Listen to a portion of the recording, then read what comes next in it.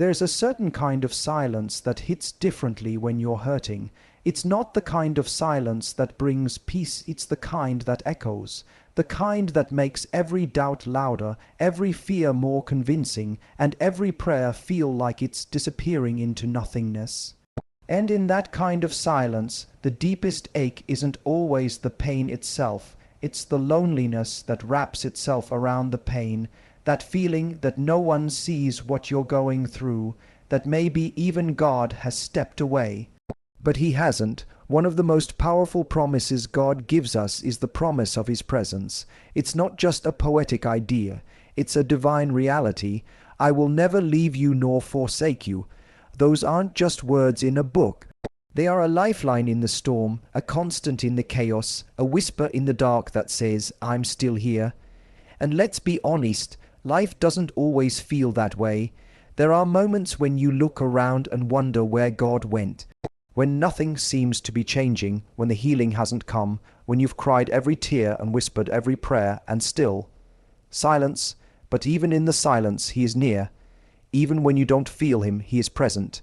We often think that God's presence means an immediate solution or a miraculous shift, but sometimes his presence shows up in much quieter ways. Sometimes it's in the peace that makes no sense, the breath you didn't think you had in you, the strength to get out of bed even when your soul felt too heavy to carry. That's him. That's his promise showing up in ways we forget to call miraculous. You see, God doesn't wait for you to be strong to come close.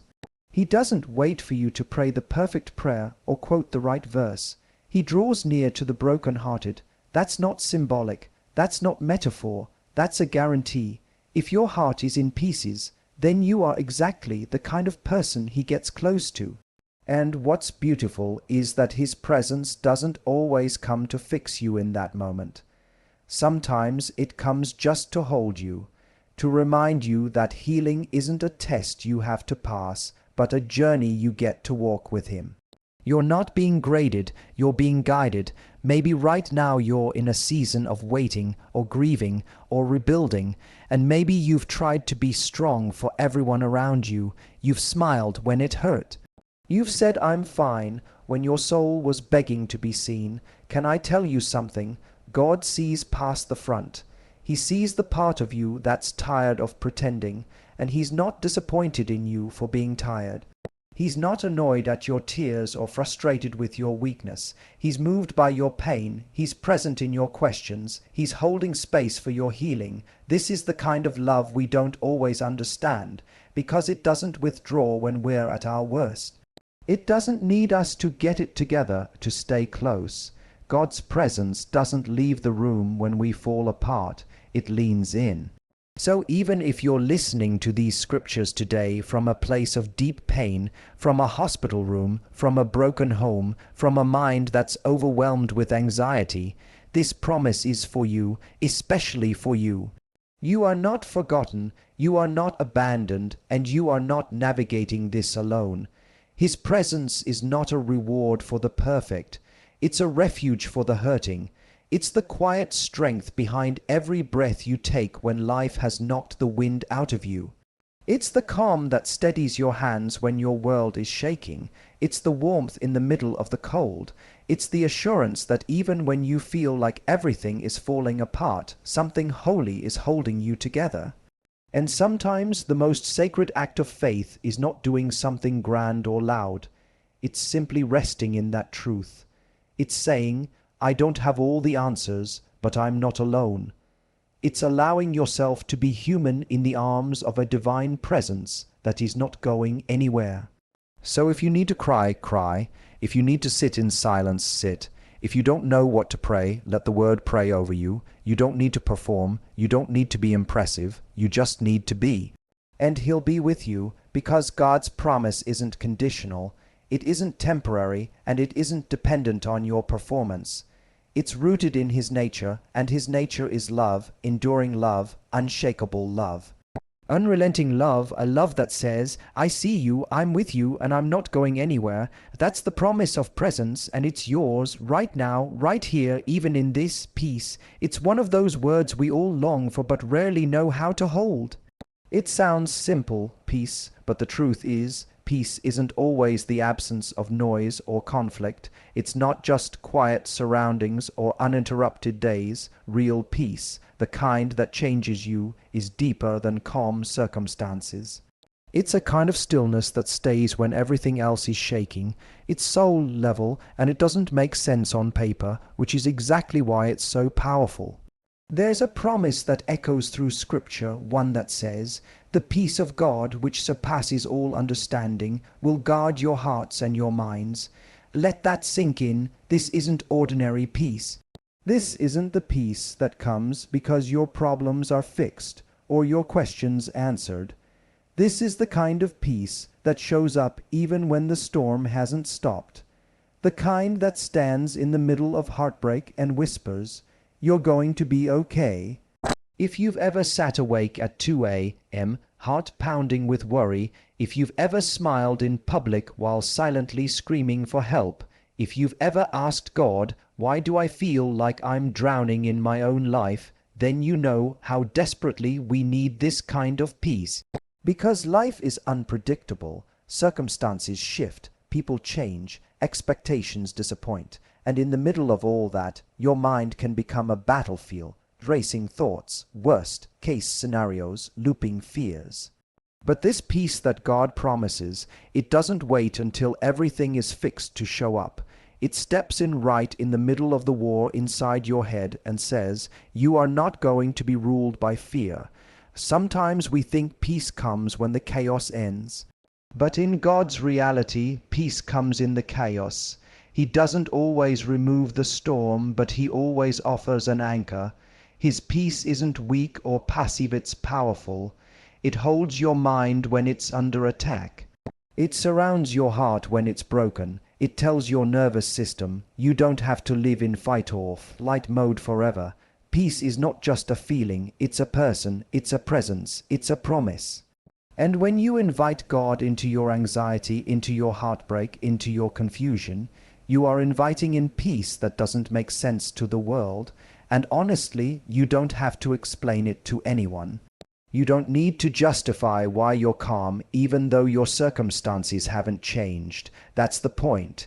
It's peace that doesn't have to make sense to be real. Think of a storm, the lightning, the thunder, the wind, all of it crashing down in full force.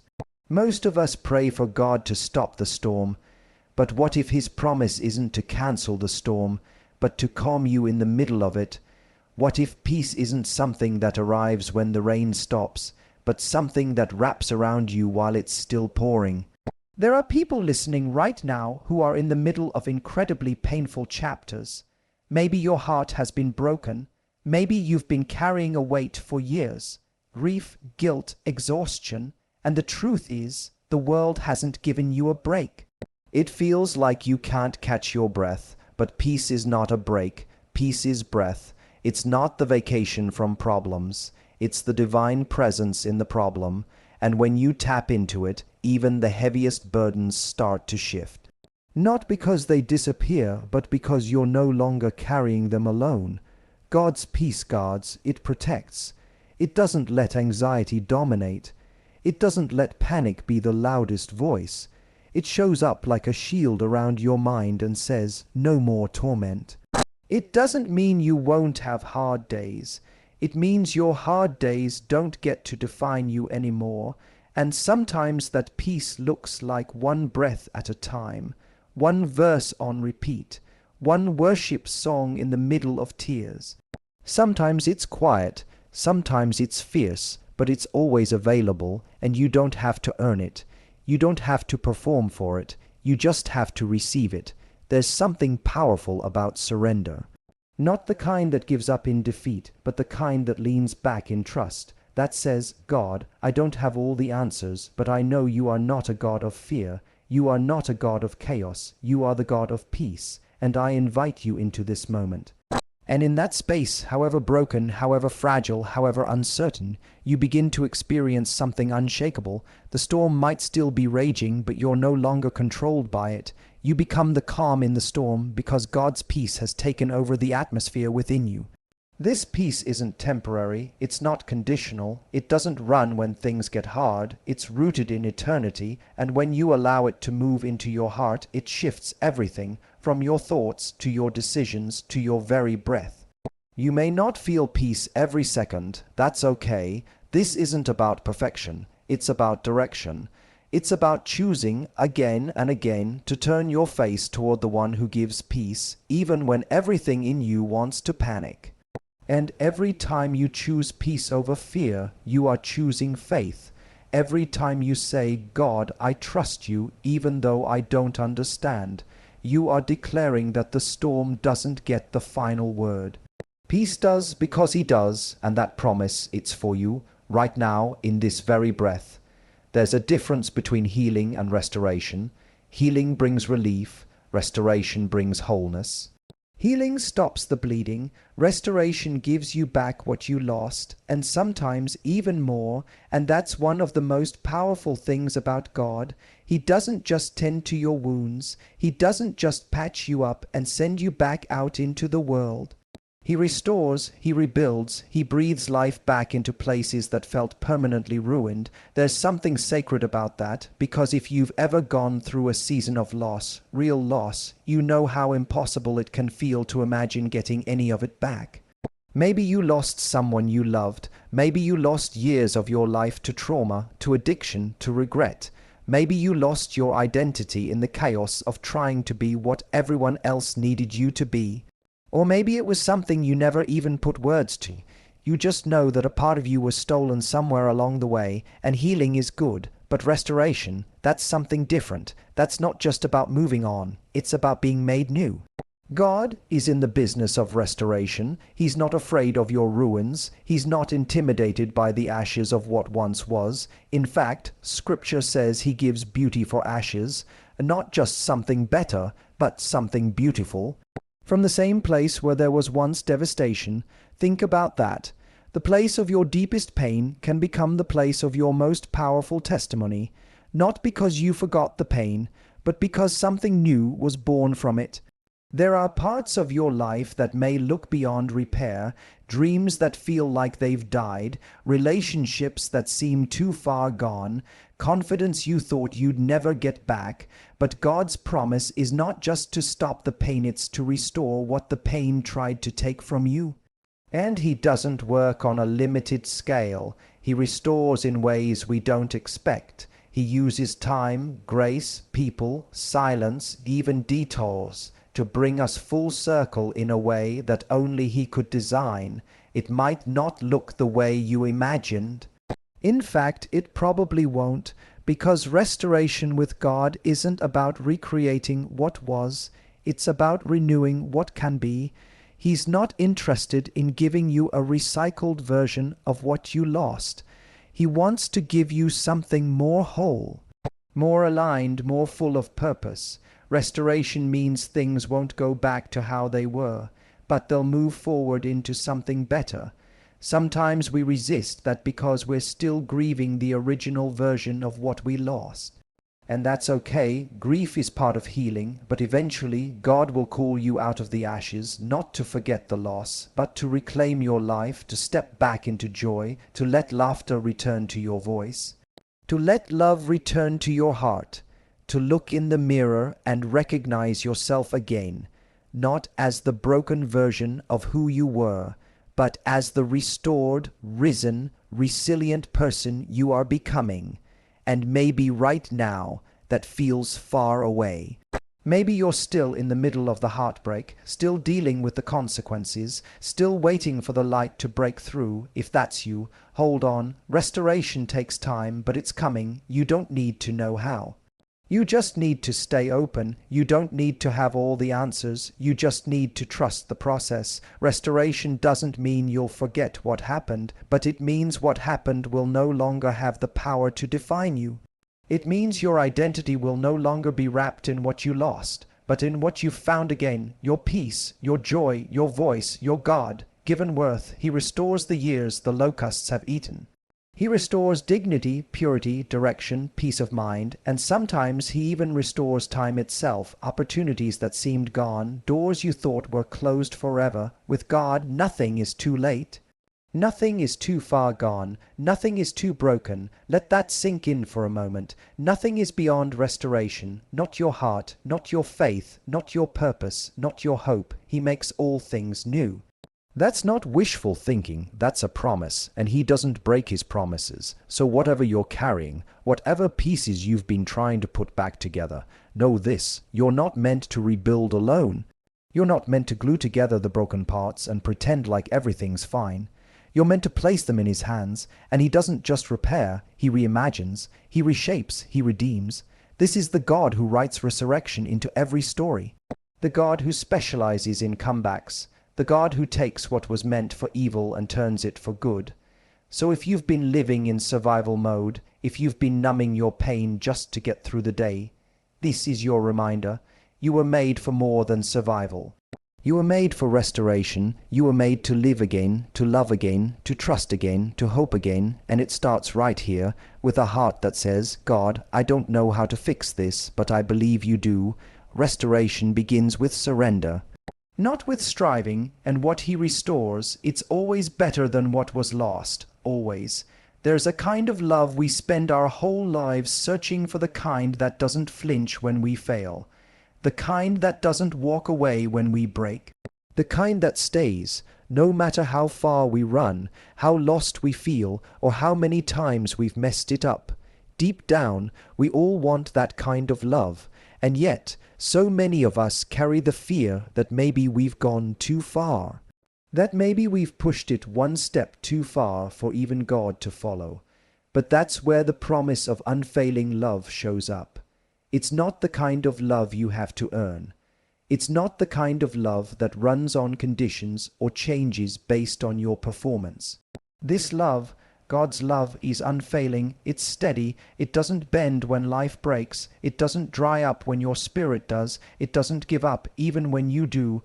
This love was never based on your goodness, it was always based on his. And maybe no one ever taught you that.